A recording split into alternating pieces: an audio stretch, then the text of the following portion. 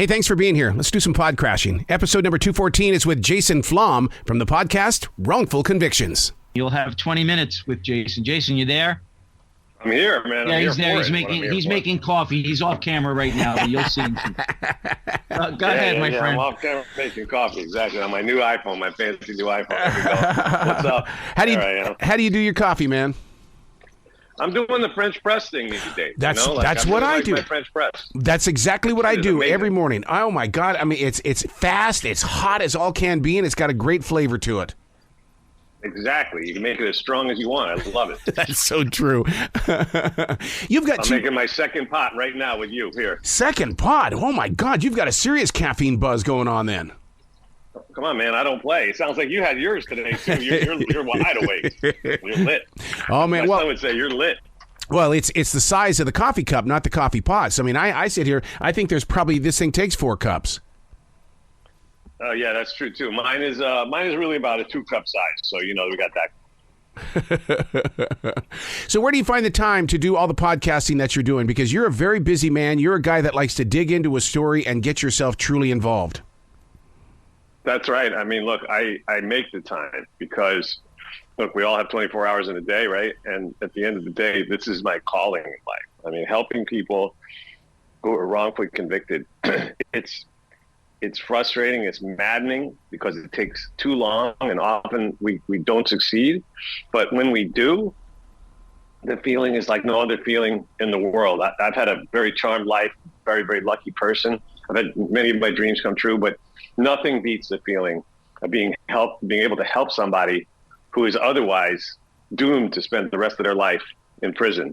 And so it's my thing, and it always will be. Unfortunately, we'll never run out of people to help because there are countless people in prison serving time for crimes they didn't commit. Yeah. Are there too many chiefs or too many lawyers? Is that what's killing the time? No, there are too many people in prison. Yeah. I mean, what the problem is that, our country's disastrous failed social policy of mass incarceration has ended up, making the system unmanageable. Because when you churn 11 million people in and out of jail and prison in America every year, 11 million, imagine that. It's like there's no opportunity for people to get a fair shake because there's no time in the day. There's not enough people. There's not enough resources. And there shouldn't be enough people or resources. We should just stop doing it the way we're doing it. No other country in the history of the world has ever done it this way. And we never used to do it this way. When you think about it, 30, 40 years ago, we had about between 200,000 and 300,000 people in prison in America. Now we have 2 million. Yeah. Okay. And there's no benefit to public safety whatsoever. So, of course, when you just have this machine that just churns, there's no time to worry about any particular person's rights or their hopes and dreams or their family or their life. They're just a thing to be processed. And that has to change. Of course, I'm talking about the overwhelming majority of people who don't have the resources to fight these things. Yeah. Right. It's different if you can hire a great legal team, then you have a fair shot. I know here in Carolina, prisons, it's a business. It's a corporation. And it's like, how do you break down these corporations? Well, I mean, the idea that we have for-profit prisons in America, and actually all of them are for-profit when you really look at it, right? I mean, there are private prisons and people focus on that and they should, but only about 6% of prisons in America are private, which is still 6% too many. But the fact is that even in the normal jails and prisons, there's a huge profit motive. And there's so many people making money, from the phone companies that charge ridiculous rates for people who are incarcerated to call their loved ones, to the people that are providing the food or the whatever services there are in there. There's count on the fact that there's a lot of people making a lot of money off of the people who are being jailed. And so it's really just another tax on the poor. And at the end of the day, we all pay the price for that. In New York City, where I live, it costs $565,000 a year to keep one person in Rikers Island for the year. Wow. It would cost about $5,000 for an organization like Avenues for Justice to save the life of that kid and get them on the right track. So that's where I think conservatives and liberals agree, is that wasting that much money on a policy that's a total failure and does nothing but inflict unspeakable harm on individuals and their families and their communities That's not a policy that we should have in a country that's supposedly the land of the free. Yeah. I mean, so look, I'm hoping that people that listen to my podcast, Wrongful Conviction, will get a better understanding of how these things happen and why they happen and what they can do to prevent them from happening in the future. That's why I started it. And that's what it's been doing. Well, the thing about wrongful convictions, what I love about it is that it's in the front seat of my car and it's also on my desk at work. And why I love that is because this isn't a talk radio show. This is a real person who has a real concern for our society. And you do it in a conversational form that isn't belittling the listener. You're informing us. You're teaching us. You're showing us the way. Plus, you've got activation inside your podcast. That's right. I mean, and thank you for those very kind words.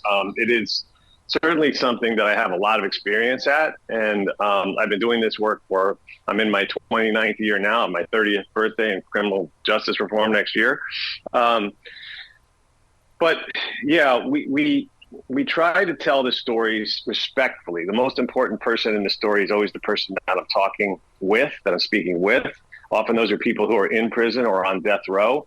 For instance, yesterday, we released an episode with Billy Allen, who's in his 25th year on death row in the federal system for a crime he absolutely could not possibly have committed. There's no way.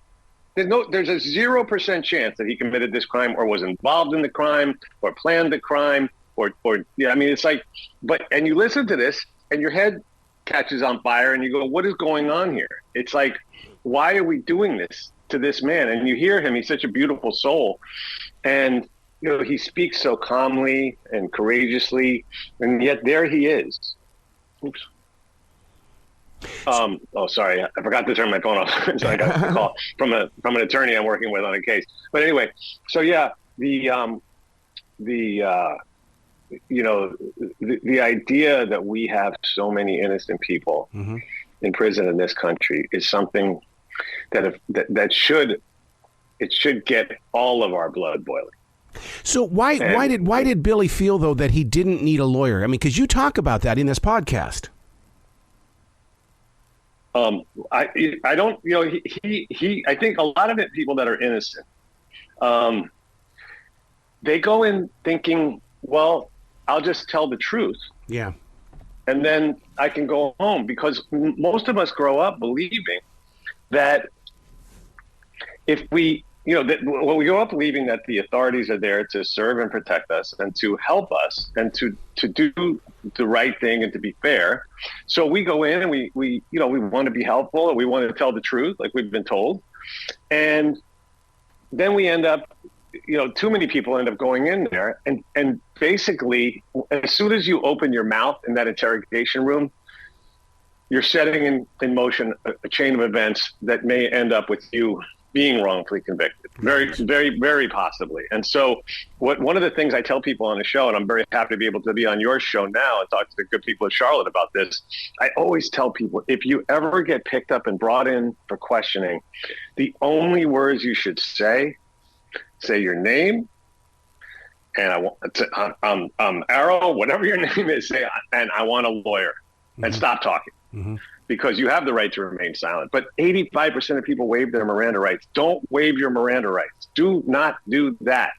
You must have otherwise it's like performing surgery on yourself. You might as well go in the hospital and just do your own heart transplant, because you have as much chance of surviving that way as you do surviving in that interrogation room. And even if they say, well, we think you're just a witness or you're just this, you're just that, no, that's not. Look what happened to Billy Allen. He's been on death row for 25 years because he believed and he trusted in the system, but it's really, it's not, I can't advise strongly enough not to do that. You go in and you say those words, your name, and I want a lawyer, and stop talking.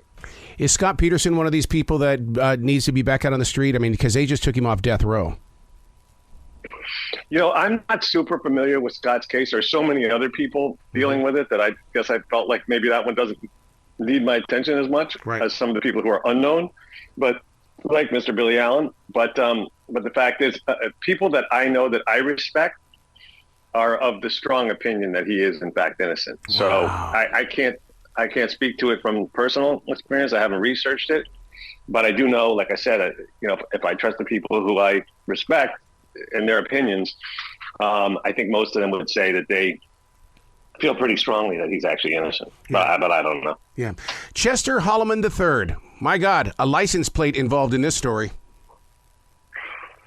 Oh yeah, that's a horrible case. I actually don't have the details of that case right in front of me right now, but that's a North Chester. Oh, Chester. Wait, remind me which case that is, because now I'm spacing out. Well, it's with Tae Young Ho.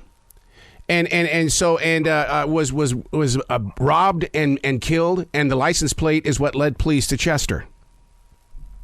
Yes. That's the one. That's a crazy case. I'm so glad you brought that up.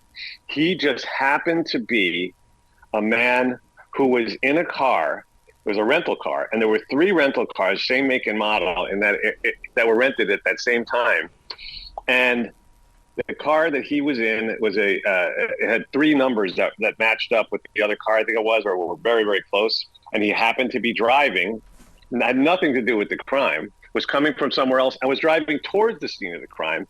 There was one other person in the car with him, whereas the crime they knew was committed by 4 assailants, and nothing matched up. He was a guy who was working at I think he was working as a armored car driver, had no criminal background. There was no reason to suspect that he was involved, but it didn't matter at all. Once the system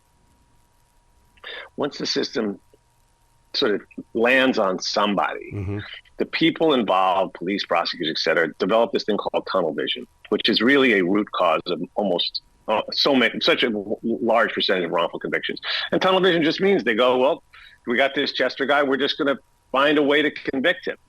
And they stop looking for justice and just laser focus on one guy. And then they try to bend the evidence to match the person instead of looking at it and going, oh, let's be objective here. This is not the guy that did it. Let's look for who actually did and this is a terrible crime, right? UPenn student murdered on the street. I mean, you would hope that the people in the positions of authority would want to get the real perpetrator off the street to make us all safer. But yeah, that episode really, really is a powerful episode. It's an episode of Wrongful Conviction we just released this month. And I hope that your listeners will go on iHeart, go to the iHeart app, which, by the way, shout out to iHeart. Ever since we switched our Wrongful Conviction podcast network over to iHeart, the results have been fantastic. So I'm just going to go ahead and just shout it right out on iHeart about iHeart. But yeah, go to the iHeart app or Spotify or Apple, wherever you like to listen to podcasts.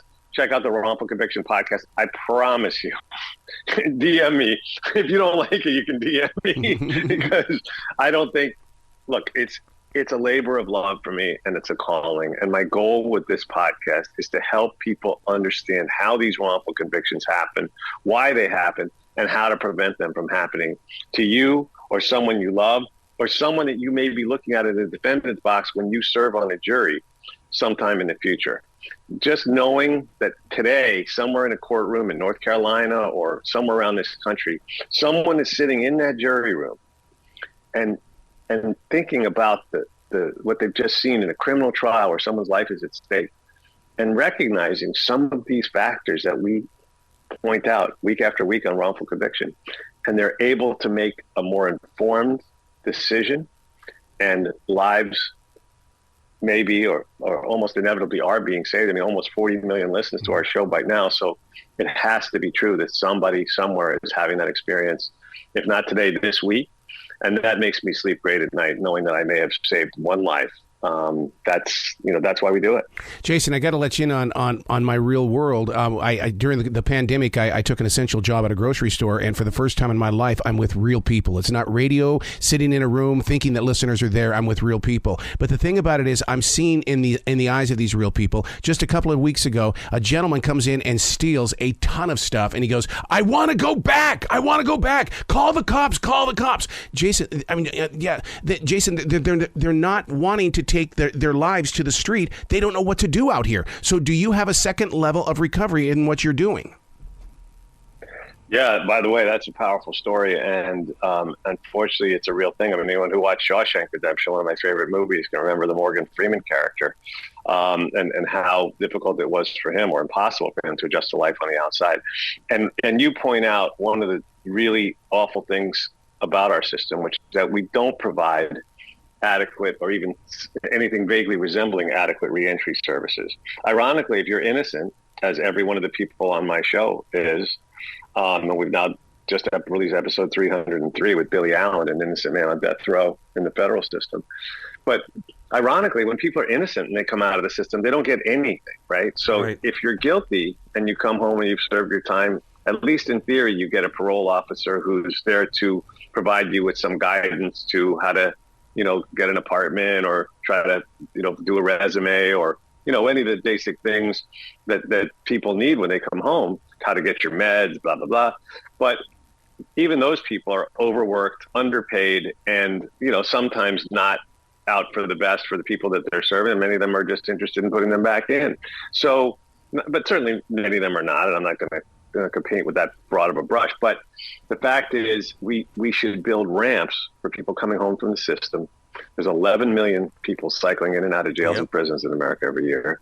And they're going to be our neighbors when they come home. We should be fixing our prison system, as the state of Maine is doing a great job of doing that now and making it more humane, providing people with education, providing people with opportunities to improve their situation, whether they have to go in with whatever their type of problems are, whether it's mental issues or substance issues or whatever it is.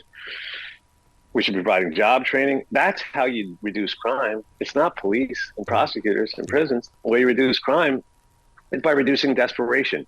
Desperation causes crime. People no one's born wanting to be a criminal. No one grows up that way.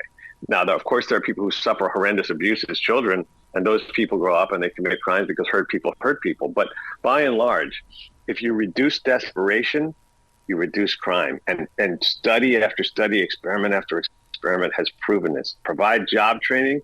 People won't shoot anyone. They won't get shot. They won't rob people because they don't need to, because they're able to go and make an honest, decent living. And, people age out of crime as well. Anyway, we could talk about this all day, but I'm so glad you brought it up. Peeling back the layers, that takes a lot of homework. I mean, I can't imagine what you're doing when you're not podcasting or you're not talking with people about your podcast, because, I mean, you really feel in your voice the compassion as well as the empathy for humans. Yeah, I mean, look, this is my thing. I feel very, blessed that I never had to go through what these extraordinary men and women have gone through.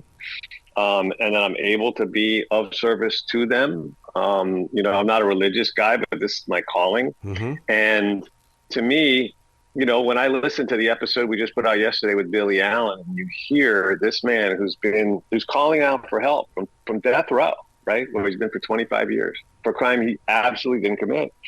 And then I sit there and go, okay, how can I help? And then, I'm a person who's pretty resourceful. I'm a marketing person at heart. So I know how to connect, right? I know how to get, to try to figure out the jigsaw puzzle that is the music industry. That's what I've done my whole life.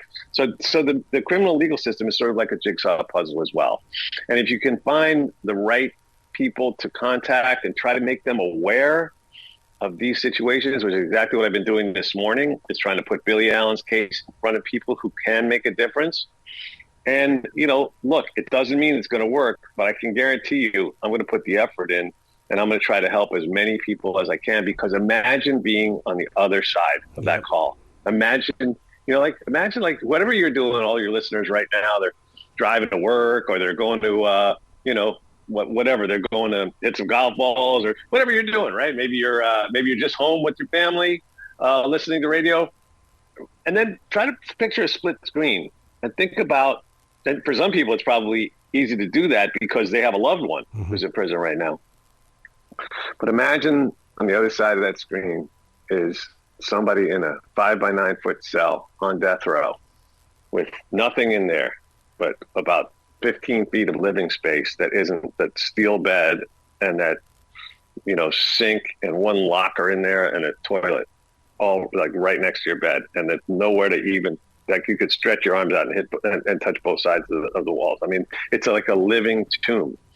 And why wouldn't we want to go and reach in and try to help those people in any way we can? Yeah. Well, it's what I do. It's what I'll always do. And at the end of the day, it's great that I signed Katy Perry or Stone Temple Pilots or, whoever, Greta Van Fleet, or Lord, but it doesn't really matter. What matters is whether I'm able to make a difference in the lives of people who really need a champion. And, if I can, I will. I wish I could do more. And I'm going to continue trying to work harder and smarter and try to help more people. And being on your show, certainly if we can get it, somebody listening right now, like you're listening to the sound of our voice, go on the app, go on your iHeart app or Apple or Spotify and follow Wrongful Conviction. And you'll hear ways that you can get involved. Yep. If that's something that interests you, you'll find things that we talk about. Kate, maybe there's one case you want to get involved. Maybe you want to write a letter to help somebody, sign a petition. There's a lot. Even you sitting there, you're saying, well, I'm just a regular person.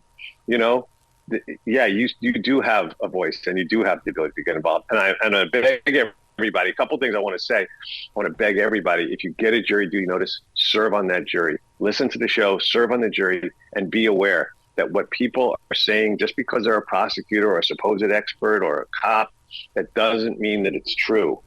And just because somebody confessed to a crime doesn't mean they did it. 29% of DNA exonerations have involved people who falsely confessed to crimes they didn't commit. Wow. Because of the way our interrogation process works. So, so look, you can save a life, and the life you save may be somebody you love, but first you have to just hear these stories and get involved. There's a lot of ways you can help. And vote in your DA race, vote in judges races, vote. I mean, I know everyone's tired of hearing, I want to tell me to vote, blah, blah, blah. You hear all the time, right? All these ads on TV. But the local elections, particularly DA races, vote for somebody who's progressive, who's fair, who's going, because the life you save may be your own. Absolutely. Jason, you got to come back to this show anytime in the future. The door's always going to be open for you, sir. Listen, I really appreciate the support and the exposure, and I love your city. And so shout out to all the good people of Charlotte. I hope to come visit you soon. Maybe even come down and play some golf. Let's do it. All right, man. You be brilliant today, okay? Thanks. Right back at you.